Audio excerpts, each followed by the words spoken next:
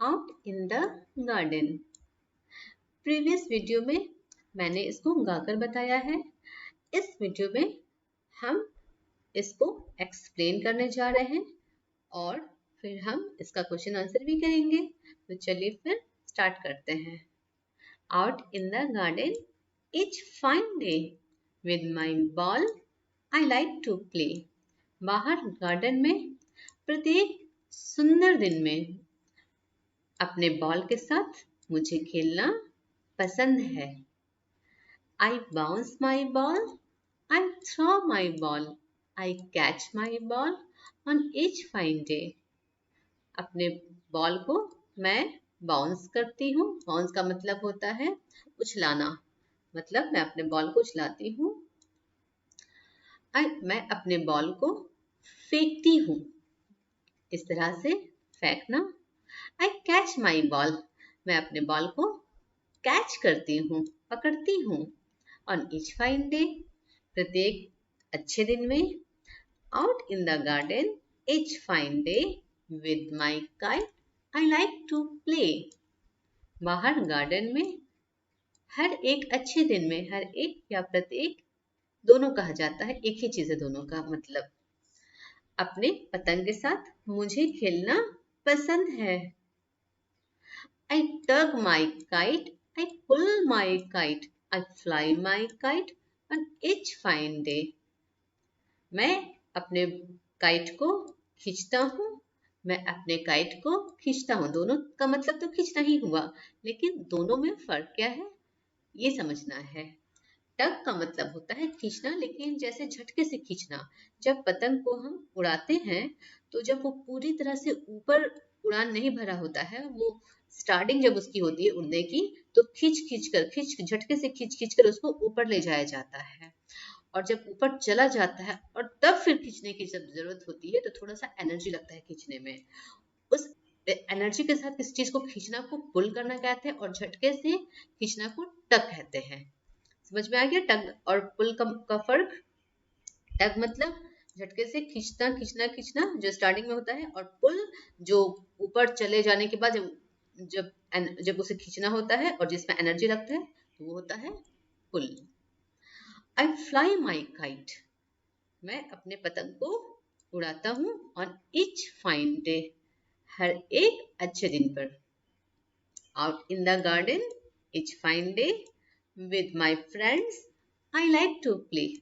बाहर गार्डन में हर एक अच्छे दिन में अपने दोस्तों के साथ मुझे खेलना पसंद है। We run and skip, we jump and sway, we slide and swing on each fine day. We run and skip, हम लोग दौड़ते हैं और स्किप करते हैं। स्किप ये चीज रॉक स्किपिंग को स्किप करना कहते हैं। वी जंप, हम लोग कूदते हैं और झूमते हैं। झूमना का मतलब खुशी से खेलते समय लोग खेलते झूमते हैं ना, वो चीज बताया जा रहा है।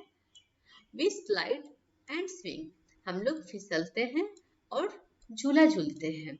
ऑन ईच फाइन डे, हर एक अच्छे दिन पर। अच्छा, हम लोग हिंदी में अच्छे दिन पर भी कहते हैं, अच्छे दिन में भी कहते हैं, लेकिन इंग्लिश में जब यूज होता है तो ऑन यूज होता है। ठीक है। बाउंस मतलब उछलाना, थ्रो मतलब फेंकना, स्लाइड मतलब फिसलना और स्वे मतलब झूलना। आंसर द फॉलोइंग, दिए हुए का आंसर दीजिए। What are the children doing with the ball? Children ball के साथ क्या कर रहे हैं? तो आंसर होगा the children are bouncing, throwing, catching the ball. हमने देखा था ना, I bounce my ball, I throw my ball, I catch my ball, है ना। तो उसी चीज को ठीक है मैं लिख देती हूँ। The children are bouncing, throwing and catching the ball. How are children playing with the kite? Children kite के साथ कैसे खेल रहे हैं? आंसर होगा the children are tugging, pulling and flying the kite, है ना। I tug my kite, I pull my kite, I fly my kite, है ना। इसको भी मैं लिख देती हूँ। The children are tugging, pulling and flying the kite.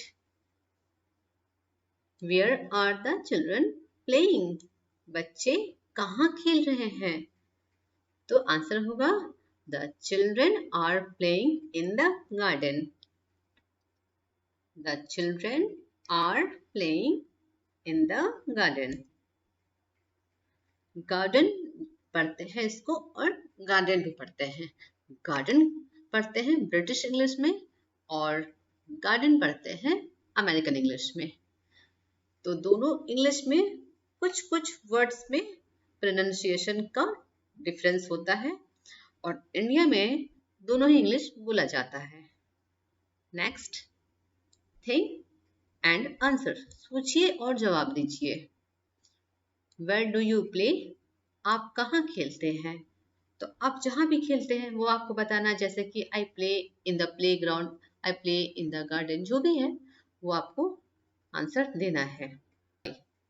What games do you play outside, कौन से खेल आप बाहर में खेलते हैं।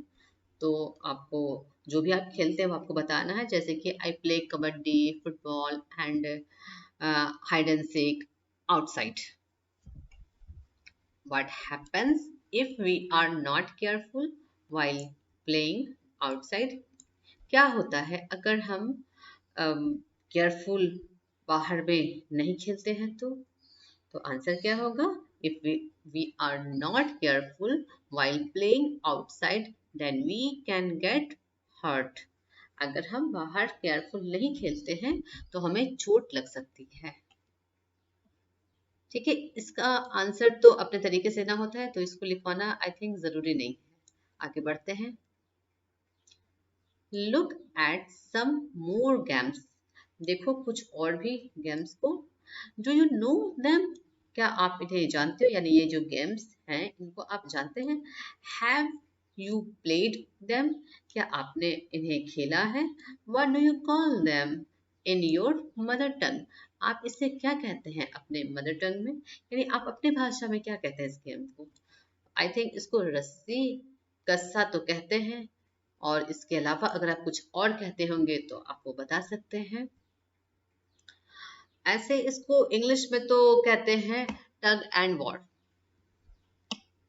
लिख देती हूँ, ये रहा टग एंड वॉर। इसको कहते हैं कप फोन। अब हिंदी में इस खेल का क्या नाम है, आपकी भाषा में वो आप बता सकते हैं, लेकिन इंग्लिश में इसको कप फोन कहते हैं। इसको कहते हैं योयो, और आपकी भाषा में क्या कहते हैं वो आपको बताना है। ये योयो कहते हैं इसको इंग्लिश में। योयो हनी सिंह मत कर दीजिएगा, योयो सिर्फ योयो। ये है स्टैपू, इसको हिंदी में पता नहीं कित कित कहते हैं या ऐसा कुछ कहते होंगे।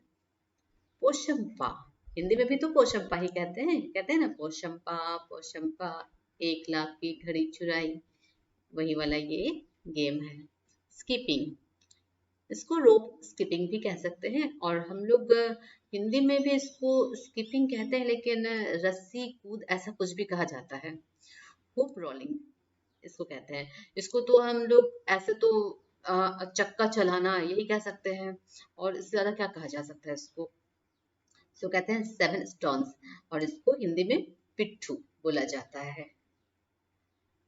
इन द पोम वी फाइंड, हमने पोम में क्या क्या पाया है, रन और स्किप, ये सब कुछ, run and skip, jump and sway, slide and swing.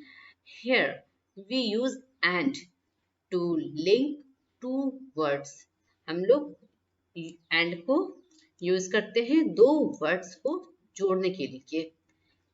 Combine these words using and write them in the blanks. One has been done for you. जो ये जो वर्ड्स है इनको कंबाइन करिए एंड का यूज करके, और जो ब्लैंक ये स्पेस दिया हुआ है, ये जो स्पेस है यहाँ पर इसको लिखना है। तो कुछ नहीं करना है, गिव और टैग को बनाकर गिव एंड टैग कर दिए ना, वैसे ही सिंग और बीच में फिर एंड लिखकर डांस कर देना है, जैसे कि सिंग एंड डांस यहाँ लिखना है, बस सिंग और डांस के बीच में एक एंड लिख देना है, सिंग एंड डांस कर देना है, फिर eat and drink, catch and throw, run and catch. अच्छा, और क्या है, can you think of 2 more word pairs, write them here. यहाँ पर क्या आप कुछ 2 और भी वर्ड, ऐसे जोड़े वाले वर्ड आप सोच सकते हैं?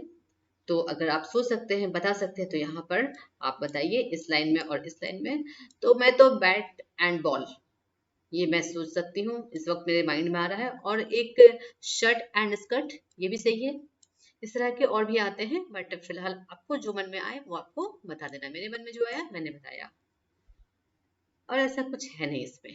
ठीक है, चैप्टर कंप्लीट हुआ। वीडियो अच्छी लगी तो प्लीज़ वीडियो को लाइक कर दीजिएगा, और मेरे चैनल को भी ज़रूर सब्सक्राइब कर लीजिए, ताकि जब भी मैं ऐसे वीडियोस अपलोड किया करूँ आपको वो मिल जाए। मिलते हैं फिर नेक्स्ट वीडियो में, तब तक के लिए बाय बाय।